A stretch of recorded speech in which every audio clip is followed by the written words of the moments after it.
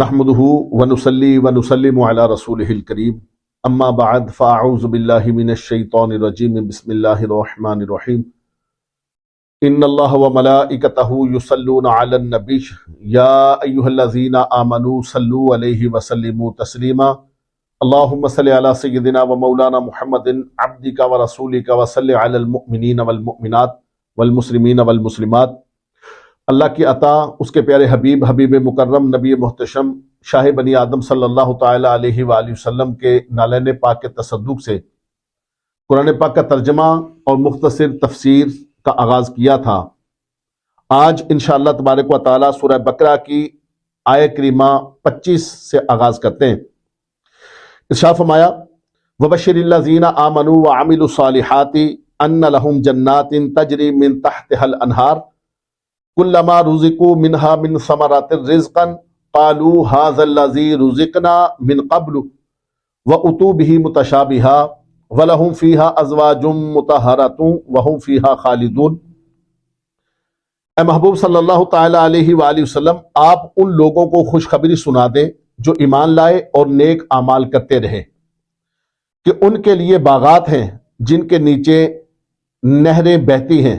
جب انہیں ان باغات میں سے کوئی پھل کھانے کو دیا جائے گا تو کہیں گے یہ تو وہی پھل ہے جو پہلے دیا گیا تھا، حالانکہ انہیں ملتے جلتے پھل دیے گئے ہوں گے۔ ان کے لیے جنت میں پاکیزہ بیویاں ہیں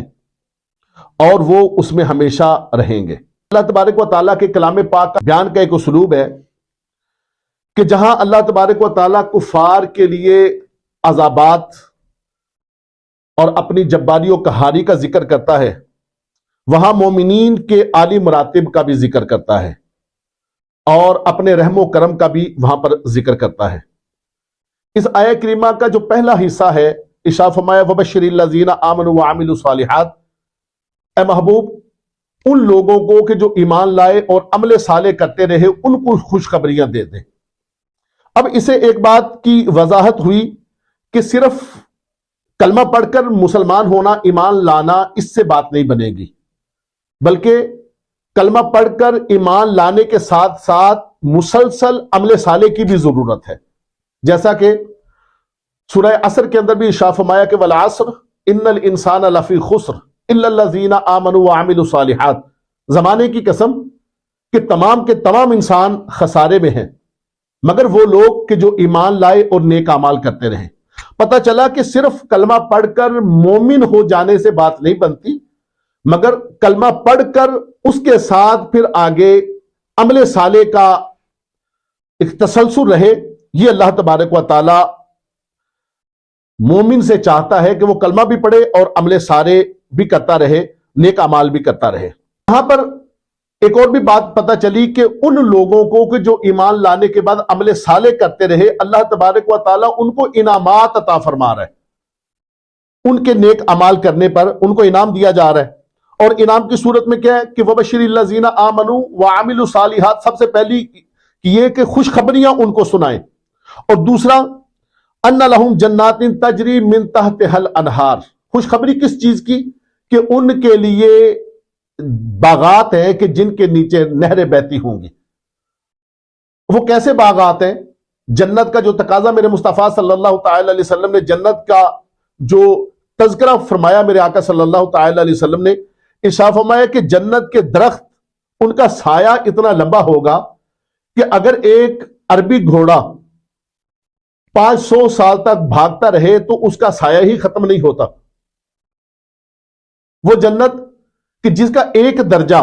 زمین و آسمان کی کا جو فاصلہ ہے اس سے زیادہ ہے،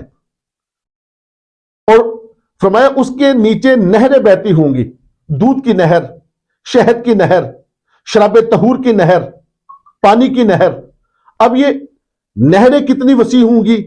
کتنی بڑی ہوں گی، یہ انعامات اللہ تبارک و تعالیٰ نے تیار کیے کن لوگوں کے لیے کہ جو ایمان لائے اور ایمان لانے کے بعد پھر وہ عمل صالح بھی کرتے رہے۔ پھر فرمایا کلما رزقوا منها من ثمرات رزقا قالوا هذا الذي رزقنا من قبل، جب ان کو ان جنتوں میں سے، جنتوں کے پھلوں میں سے کوئی پھل دیا جائے گا کھانے کو، تو وہ کہیں گے کہ یہ تو پہلے بھی ہمیں دیا گیا تھا، یعنی اس کا مطلب یہ، اس کے دو مطالب ہو سکتے ہیں. ایک یہ کہ جو جنت کے پھل ہوں گے وہ آپس میں ایک دوسرے سے ملتے جلتے ہوں گے مگر ذائقے میں وہ مختلف ہوں گے. مگر ایک پھل، جیسے مثلا ایک پھل کھایا اور اس کے بعد پھر طلب ہوئی تو اسی طرح کا ایک پھل ملا، مگر جو پہلا پھل کھایا تھا اس میں اور جو دوسرا اسی طرح کا پھل کھایا تھا اس میں ذائقے کا فرق ہوگا. ایک مطلب اس کا یہ ہے. دوسرا مطلب یہ ہے کہ جب ان کو جنت میں پھل دیے جائیں گے تو وہ جنتی پھل جو ہے وہ بظاہر دکھنے میں دنیا کے پھلوں جیسے ہوں گے، تو وہ یہ سمجھیں گے کہ جو ہم دنیا میں پھل کھاتے تھے شاید یہ وہی پھل ہیں، مگر جب وہ کھائیں گے تو دنیا کے پھلوں سے ان کا ذائقہ بہت اعلیٰ ہوگا. پھر آگے شاہ میں وہ اتو بھی متشابہہ،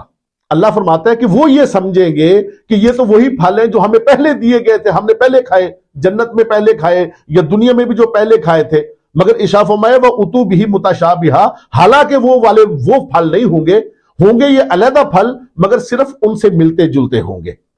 وَلَهُمْ فِيهَا أَزْوَاجٌ مُطَهَّرَةٌ، اور اگلی جو بشارت ہے، اگلا جو انعام ہے ان لوگوں کے لیے کہ جو ایمان لائے اور پھر عمل صالح کرتے رہے. فرمایا وَلَهُمْ فِيهَا أَزْوَاجٌ مُطَهَّرَةٌ، اس کے اندر یعنی اس جنت کے اندر ان کے لیے پاکیزہ بیویاں ہیں، یعنی حوریں ہیں جو ان کی بیویاں ہوں گی، ان کی خدمت گزار ہوں گی. وہاں پر غلمان ہوں گے جو ان کے نوکر چاکر ہوں گے. اور پاکیزہ بیویوں سے مراد کہ جن کے نہ ظاہر پر غلاظت ہوگی نہ باطناً ان کی غلاظت ہوگی، نہ ان سے کوئی بدبو آئے گی، نہ کوئی میل کچیل کا کوئی اثر ان کے اوپر ہوگا. وہ پاک ہوں گی، صاف ہوں گی اور پاکیزہ ہوں گی. اور جب وہ اپنے شوہروں کے پاس آئیں گی تو ایسے ہی آئیں گی کہ جیسے وہ پہلی مرتبہ آ رہی ہیں، یعنی کنواریاں ہوں گی. ہر بار وہ اپنے شوہر کے پاس آئیں گی تو اس حالت میں آئیں گی کہ جیسے وہ پہلی بار اپنے شوہر کے پاس آ رہی ہیں. یہ ان کی عظمت ہوگی. پھر فرمایا وَهُمْ فِيهَا خَالِدُونَ، اور یہ جنت ایسی جنت ہے کہ یہ نہیں کہ وہ ان سے چھین لی جائے گی یا ان ایمان والوں کو اور عمل صالح کرنے والوں کو جنت سے باہر نکال دیا جائے گا،